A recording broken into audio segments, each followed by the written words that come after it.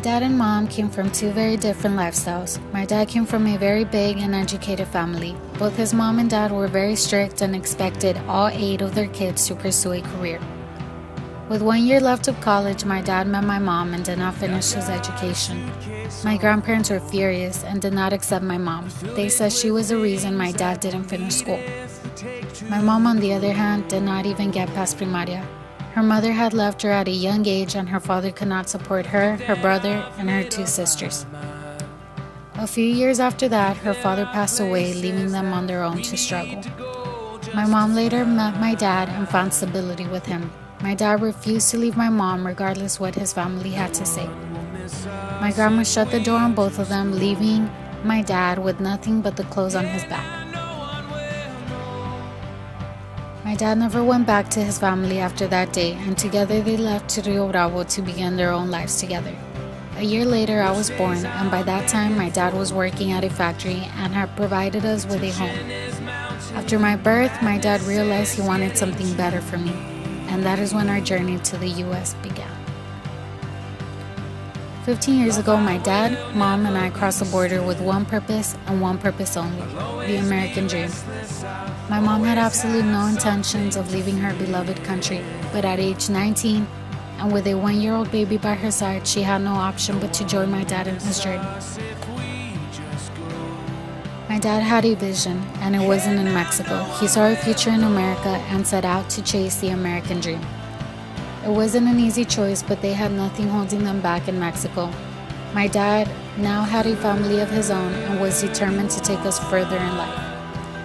He wasted no time in searching for a job while my mom and I stayed in a small room attached to a house an American family was generous enough to lend us.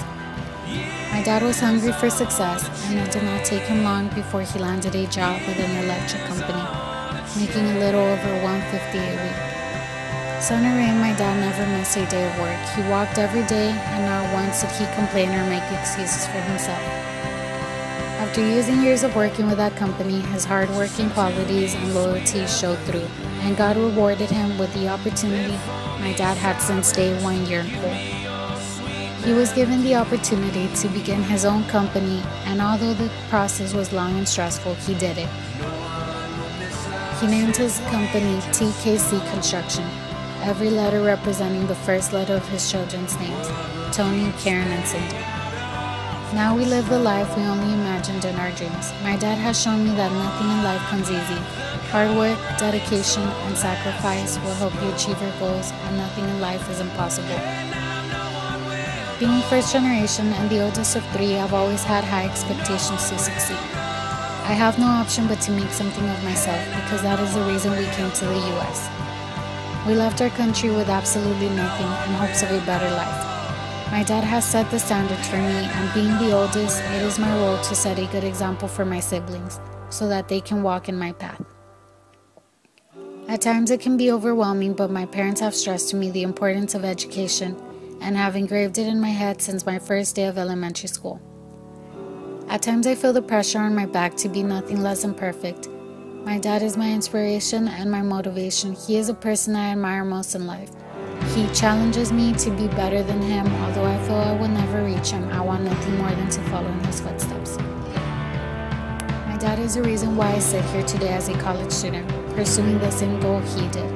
I plan to finish college and be a successful young lady just as my dad has shown. I've got a suitcase on hold.